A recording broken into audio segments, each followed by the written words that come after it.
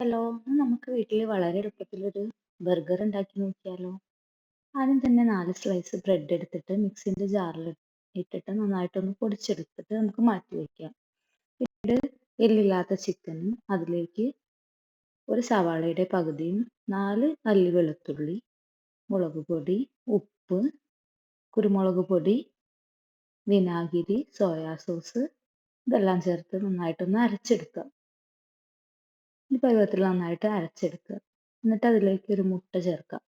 പിന്നീട് നമ്മൾ നേരത്തെ തയ്യാറാക്കി വെച്ച ബ്രെഡ് പൊടിയുടെ ചേർത്തിട്ട് മിക്സ് ചെയ്തിട്ട് ഇങ്ങനെ ഈ പരുവത്തിൽ കുഴച്ചെടുക്കുക. നമുക്ക് മറ്റൊരു പാത്രത്തിൽ വേറൊരു മുട്ട ഇതുപോലെ ഉപ്പിട്ടിട്ട് നന്നായിട്ട് ബീറ്റ് ചെയ്തിട്ട് മാറ്റി വയ്ക്കാം.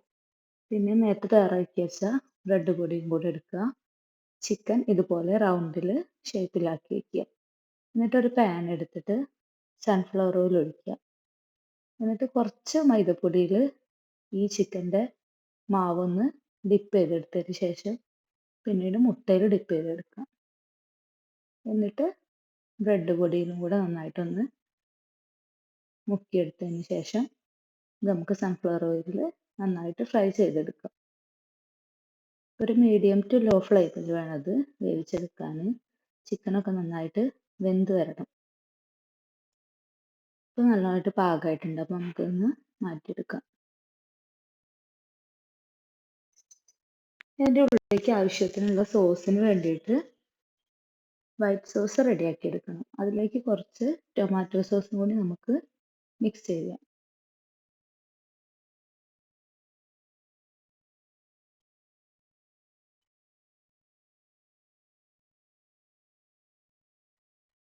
നമുക്ക് പാനിലേക്ക് ബന്നൊന്ന് മുറിച്ചിട്ട് കട്ട് ചെയ്തിട്ട് അത് നന്നായിട്ടൊന്ന് ഫ്രൈ ചെയ്തെടുക്കാം. ഈ ഒരു ബ്രൗണിഷ് കളർ ആവുന്ന വരെ നമുക്ക് ഒന്ന് മുരിച്ചെടുക്കാം.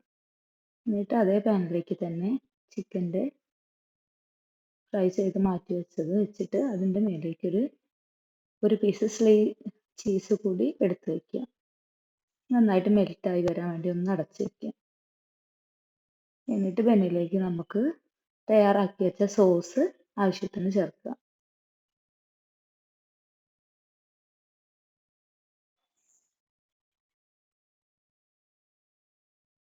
ഇതിൻ്റെ മുകളിലേക്ക് നമുക്ക് ആവശ്യത്തിനുള്ള വെജിറ്റബിൾസ് വെക്കാം.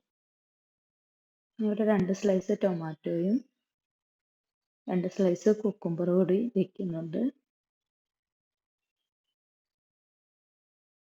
ഇതിൻ്റെ കൂടെ ഒനിയൻ കൂടി ചെറിയ 2 പീസ് വെച്ചെടുക്കുന്നുണ്ട്.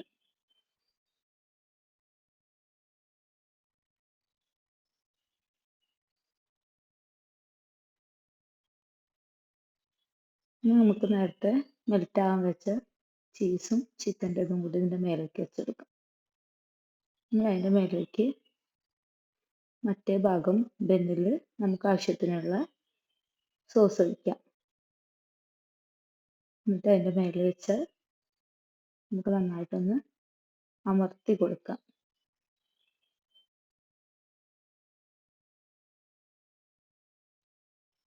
ഇത്രയേ ഉള്ളൂ, നമ്മൾ സിമ്പിളായിട്ടുള്ള ബർഗർ ഇവിടെ റെഡി ആയിട്ടുണ്ട്.